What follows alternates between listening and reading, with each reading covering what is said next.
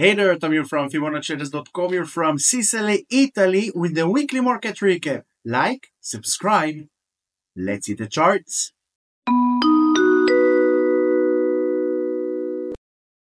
What a week we had. We started off with Black Monday. SPY went down 3%.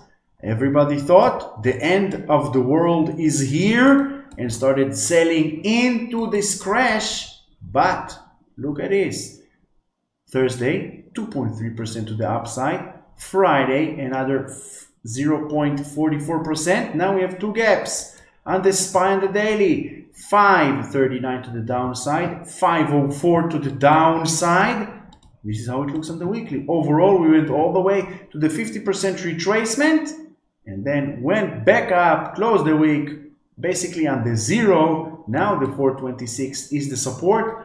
541 is the resistance. What do you think? Which gap we get filled first?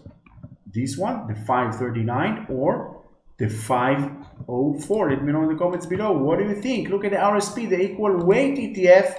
Overall, closed the week almost on the zero. Closed above the upper border of the yellow zone, which is perfectly bullish on all time frames according to the FTI. And we are still above this trend line. And if there is one thing that previous week taught us, just follow price and use stop losses. Yes, many of us, our stop losses just bounced and hit during Monday, and some of us during Tuesday. Perfectly fine. This is why we have stop loss.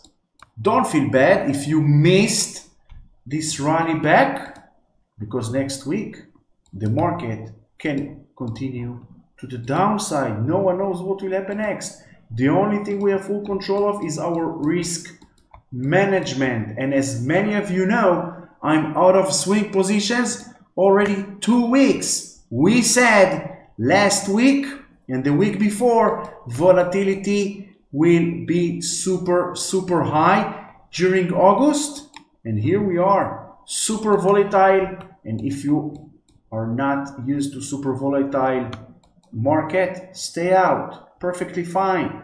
Come back in September. Dow Jones closed the week with 0.5% to the downside, and look how the yellow zone of the FTI, the tool that I have developed, that gives us everything that we need. One click away, all the support resistance that we need, sell signal, buy signal, stop losses for short, stop losses for long, multi-time frame continuation. Of course, it works on any time frame and on anything that you want to trade. Dow Jones, this is how it looks on the daily. Went down Monday, Black Monday, 2.6% to the downside, and then came Thursday together with Friday, gained everything back and more. This gap is filled. Now you have another gap at the 400 to the upside. This is how the Dow looks on the weekly, between the inside the yellow zone, between the upper border and the lower border of the yellow zone, between the 395 and the 385 to the downside. Long continuation, another 2-3 days above the 396 area, and the bearish on the weekly will become bullish. IWM. Look at this. In the past week, IWM, Russell 2000, just lost another 1.2%. And with the previous week, altogether, 8.8% to the downside in 2 weeks. 8 Fibonacci.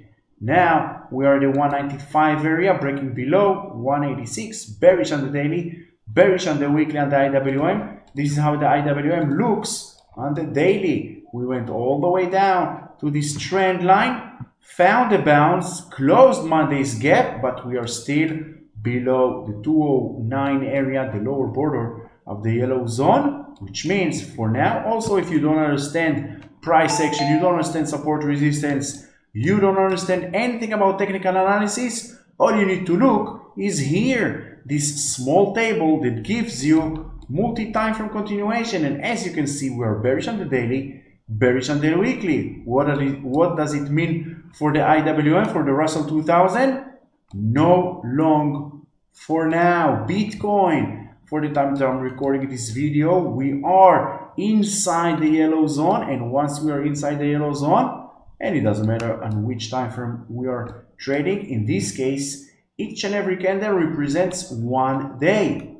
Long continuation above the 62,130 and then 65.60, but I'm waiting for a break above the yellow zone. Ethereum, for the time that I'm recording this video, it's still below the daily yellow zone. As you can see, in the past 5-6 trading days, Ethereum is having a rough time breaking above the 2700, and this is why the FTI gives us mixed signals. Bearish on the weekly, bullish on the daily, bearish on the 4 hours. Let's check the 4 hours on the Ethereum. As we can see, we are inside the yellow zone, no trading zone. Magnificent 7, the MAGS. Let's zoom out to the daily. We are still inside a downtrend channel, and even if we don't understand price action, we don't understand candles, we have Fibonacci trend lines. For now, the way is clearly down. We have another gap over here. We have 2 gaps to the upside, 1 gap over here, another one over here. This gap is filled, and we have another gap to the downside at the 37.60. 85% of these gaps will get filled. It's just a matter of time. Now you can add the FTI. We are still bearish on the weekly for the Magnificent 7 ETF. Why? Because we are inside a downtrend. This is how it looks on the weekly, the MAGS. We are stuck inside the yellow zone, long only above 43. To the upside, SOXX, the semiconductors ETF, closed Friday with 0.6% to the downside. On the weekly, it closed 2.4, but we are still below the yellow zone on the weekly. This is where we are bearish on the weekly. So for now, no long on SOXX, in my opinion. Of course, everything that you see and hear is my opinion only. Please do your own due diligence. You know the drill. Never follow blindly anyone on social media, and it doesn't matter how many subscribers, likes, or any other thing they have on social media. It's your money. You need to take care of your money. Why? Because no one else will do it for you. If you really want to take your trading journey to the highest level, learn how to trade no matter the market conditions from a professional trader, almost 8 years professional trading using candlesticks, aka price action, Fibonacci trend lines, multi-time frame continuation. I will teach you how to make money no matter the market conditions, no matter whether you want to day trade, swing trade, crypto, forex, futures, stocks, shorts, long, whatever you want. Check the links in the description below. You have description in English, you have description in Hebrew, you have the website in English and in Hebrew. Check it out. Choose your path to financial freedom with me. SOXX, for now, until proven otherwise, we are inside a downtrend. I will start considering long only above the 221.30 XLF, the financial sector ETF. We are inside the yellow zone on the daily, long continuation above the 42.60. This is how it looks on the weekly. The upper border of the yellow zone held nice support. It was support over here, resistance, support, resistance. Now once again support. Let's see continuation above the 42.40, and then we will start to take long towards the 44. XLE, the energy sector, closed the week with 1.14% to the upside, but we are inside the yellow zone, no trading zone. This is why we are bearish on the weekly. On the daily, it looks like this. We had a bounce. We are inside the yellow zone, bullish on all time frames. Let's see continuation above the 91, and then we will see 92.60 and 94. The XLU, the utilities ETF, Friday closed with 0.3% to the upside. We still have this gap at the 72 open and look at how the upper border of the yellow zone is holding strong support. The 72.52 area, strong support since the end of July, but the 73.61 area is still resistance. This is where we are bearish on the daily because the FTI identifies a very tough area of resistance. It doesn't mean we need to go short. It just means that if we want to go long on the XLU, we need at least 2 trading days above the 73.61, and on the weekly the XLU closed with an inside candle, which means no trading. Once you see an inside candle on the time frame that you are trading or on a higher time frame, it's a perfect signal of no trading. XAHB, the home builders ETF, went all the way up in the past 3 weeks to the upper border of the broadening formation, got rejected. Now we are 3 out of 4 time frames bearish. Next support 102. Below the 102, we are going to revisit the lower border, this yellow trend line, the lower border of this broadening formation. KRE, the regional banks ETF,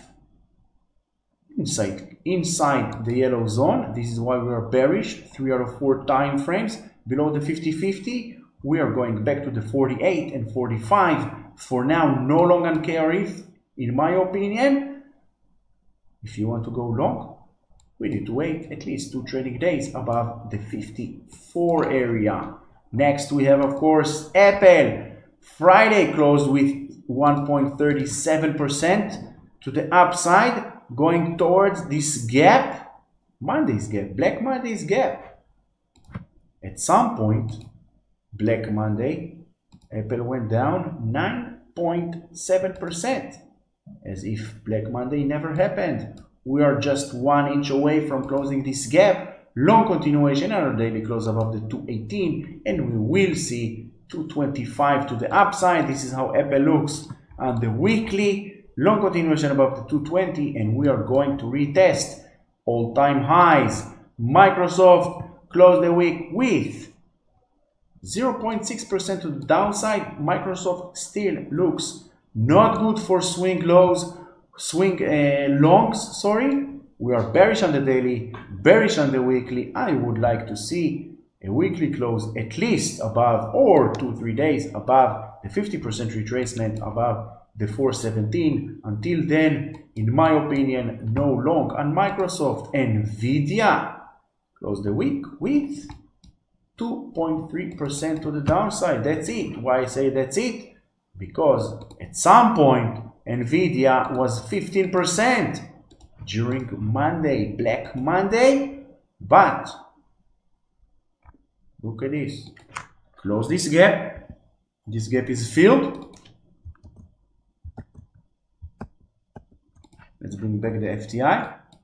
We are still bearish on the daily, bearish on the weekly. We are still inside the downtrend channel on Nvidia, and we are still below the lower border of the FTI, below the 110. In my opinion, if you want to go long on Nvidia, we need, at this point of time, we need at least 2-3 days closing above the 110. Meta closed very nice weekly close for Meta, closed at the high of the week, 1.6% during Friday, bullish on all time frames. This is how Meta closed the week, 6.07% to the upside. The yellow zone together with the 50% retracement held support.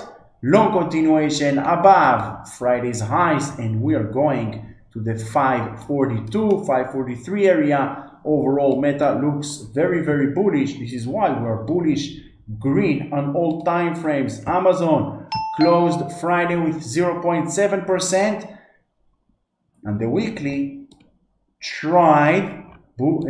bears tried to break this long-term uptrend channel, uptrend line. This line goes way back to January of 2023. Bounce, bounce, and once again, for now it's holding. Long continuation above the 173, and we will see 180, 186, and 200 This is how Amazon looks on the daily. We are still below the yellow zone on the daily. We got ourselves a buy signal from the FTI because this short for now has ended. Long continuation above 171, and as you can see I have an alert at the 169 because I don't want to miss this breakout, and then we are heading to close the gap at the 180 to the upside. AMD just moving sideways, still holding above this downtrend line, but this downtrend line is support for the lower lows. It's not a good support. We are below the 137, still below the 137 in the past week, bearish on all time frames, and this is how AMD looks on the weekly. Once again, touch this trend line, but this trend line is support for the lower lows. This is why we are bearish on all time frames on AMD until proven otherwise. Ladies and gentlemen, please hit the like, subscribe, check the links in the description below. Let's grow this channel together. Let's be the #1 technical analysis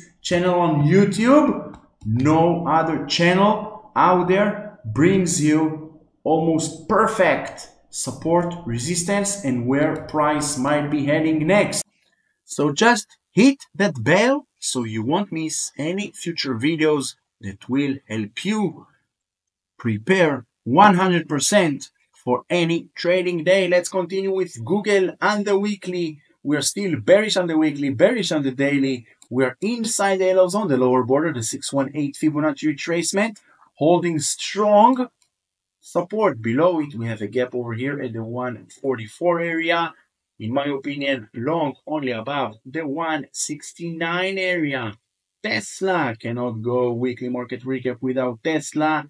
Tesla had the chance, bulls of that Tesla had their chance to stay above and break up above this long-term downtrend line that helps us identify a very long downtrend since November of 2021. Beginning of July, bulls tried, and we are back. In the past 2 trading weeks, we are back below this trend line. Now the 189 area is the support. Below it, 167 and 139. Overall, bearish on all time frames. This is why I say, just follow price.